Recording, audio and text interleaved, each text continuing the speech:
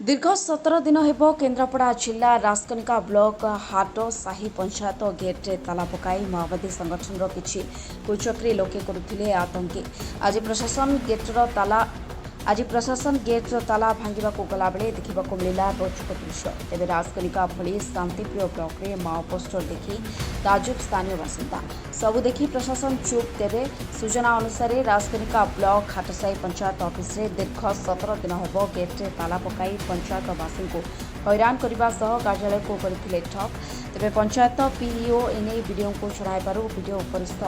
अधिकारी को जणाई आज नहीं एक्शन। तेरे एत दिन हेब गोटे सरकारी ऑफिस को किसी कुचक्री लोके ताला पकाई निज अख्तियार रखा बेले सरपंच कहीं नेउनथिले एक्शन। गणमाध्यम आगे एक्शन ने कहते सरपंच। तेरे 17 दिन जाक से सुरक्षा देउथिला किए एटी कथा उठुछि उपजिलापाल अनुमति क्रमे कनिका मजिस्ट्रेट बीडीओ थाना अधिकारी घटनास्थल में पहुंचवा पर ताला पकाई लोके खुले ताला। तेबे एने आम स्थानीय तहसिलदार को माओ पोस्टर विषय पचारू कौन कहते स्थानीय तहसिलदार आसंत शुणा। राजकनिकार नलिनी पृष्ठ रिपोर्ट दिन राति टीवी। वीडियो सामने गोटे चिठी पाइलु से हिसाब से आम आज एठार उपस्थित थी। किसी स्त्री लोक माने सौमोट भाव स्वीकार कले बंद करते सौमोट भाव खोली भी देले दाबी उपस्थापन कला आम आडभाइज कर रिटिन आप्लिकेसन दिखाँ इलिगल वे न जाऊ कहुई रिटिन आप्लिकेसन देला जहाँ भी अभियोग थी वीडियो सार कार्यानुष्ठान ग्रहण करेंगे किंतु एमती इलिगल वे न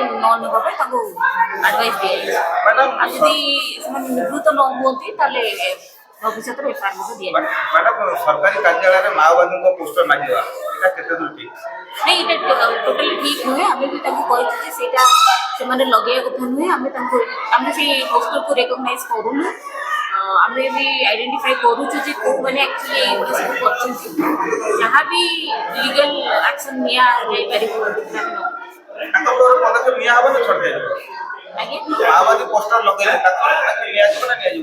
डेफिनेटली निया जीवो आम आइडेंटिफाई करूँ कि एक्चुअली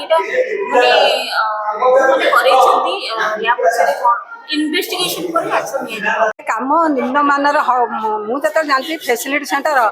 मैंने तार मान हूँ 10 लाख टंका मु जाइली वीडियो सार को पचार आम से कथा पचारू गणमाध्यम से कथा गणमाध्यम पचारे आपण अफिस ताला पड़ी दीर्घ 15-17 दिन बंद रहा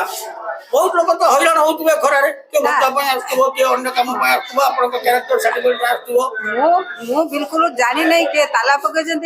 मु जाइए वीडियो सार दृष्टि आकर्षण कर सहित आप लोकल पुलिस एफआईआर करते कि आगे मो ऑफिस के ताला पकई ना लोकल एफआईआर मुझे ना मुझे पचारि जो संगठन से मत डकैले डकई कहले ताला पकड़ आप सरकार अंश विशेष you are part of government आप तुरंत वीडियो को कहवा सहित लोकल थाना एफआईआर देते कहीं से कले ना मत डकई कहले जो संगठन सरकारी कार्यालय मत कहले आम पीओ आसते आम एडीओ भी आसते ना शुणु पीओ एडीओ से किसी करना सी मत आस कहले से ताला पड़ी मुझे जदि ताला पड़ी मुझे वीडियो पाक जी वीडियो पाखे जाकि पहुँचमी किए पकई एपर्यंत मुझे जानी आपर से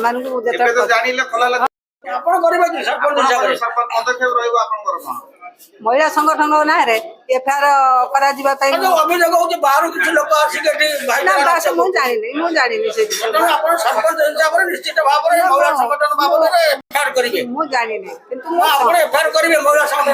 महिला संगठन पकई तो मत कहती आम पकईचु तेणु आम आम कथा तुम बुझिल समस्त जी ना कौन समस्त गोटे गोटे ना कह समस्त दस्तखत करेंगे ना जी शुण समस्त कौन ताला खोली पारे धर 2 जन खोलिले अन्य सहयोग कले ना बर्तमान शुणु सी संगठन समस्त ना गोटी गोटी कर लिखु जतक अच्छा समस्त ना गोटी गोटी कर लिखु तापर से सहमत से बल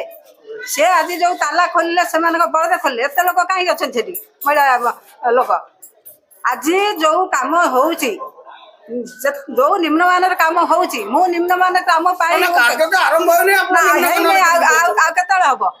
ଆପଣ ତ କରେଇଦେଲେନି ବନ୍ଦ ରହିଲା ନା, ଆପଣ ନା, ଆପଣ ଶୁଣନ୍ତୁ। ଏଇଠିକା ଲୋକ ଆପଣ ସରପଞ୍ଚ ଆପଣଙ୍କର ଟିକେ ମୁଁ ସେଦିନ ନାହିଁ। ତାଙ୍କ ନାଁରେ ସ୍ଥାନୀୟ ଥାନାରେ ଏଫଆଇଆର ଦର୍ଜ କରିବେ କି? ହଁ କରି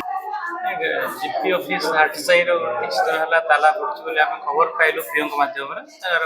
ଓପନ୍ କରିବା ପାଇଁ ଆଜି ଆମେ ଫର୍ମାଲି ଯେମିତି ଅଫିସିଆଲି ଲେଟର ହୁଏ ଆମେ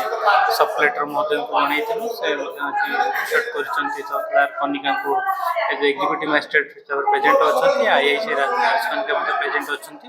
ତେଣୁ ସମସ୍ତଙ୍କ ଉପସ୍ଥିତିରେ ଆଜି ତାଲା ଖୋଲାଗଲା କିଛି ଗ୍ରାମବାସୀ ମହିଳା ସଂଗଠନ ସେମାନେ ସମସ୍ତ ଆଡମିଟ୍ କଲେ ଯେ ସେମାନେ ଜିପିର ଅନିୟମିତତା ଇତ୍ୟାଦି ଅନ୍ୟାନ୍ୟ କାରଣ ଦର୍ଶାଇକି ତାଲା ପକାଇଛନ୍ତି ଯେଉଁଟାକି ବେଆଇନ ସେମାନେ ତାଙ୍କର ପ୍ରପର ଫୋରମରେ ଦାବି ଜଣାଇ ପାରିଥାନ୍ତେ ସେମାନେ ତାଲା ଖୋଲିଛନ୍ତି ଏବଂ ଆଜି ଆମର ଚାର୍ଜ ସେଣ୍ଡେଡ୍ ଓଭର ଟେକେନ୍ ଓଭର ମଧ୍ୟ ହେଉଛି ତେଣୁ ଆମେ ଯଦି ଯେ ପିଓ ସରପଞ୍ଚ ମଧ୍ୟ କହିଛୁ ଆମେ ଯେ ଇଲିଗାଲି ତାଲା ପକାଇଛନ୍ତି ସେମାନେ ରିଲିନ୍ ଦେଲେ ଆମେ ପୋଲିସକୁ ପରାମର୍ଶ କରିବୁ ତାଙ୍କ ବିରୁଦ୍ଧରେ କାର୍ଯ୍ୟାନୁଷ୍ଠାନ ଗ୍ରହଣ କରିବୁ।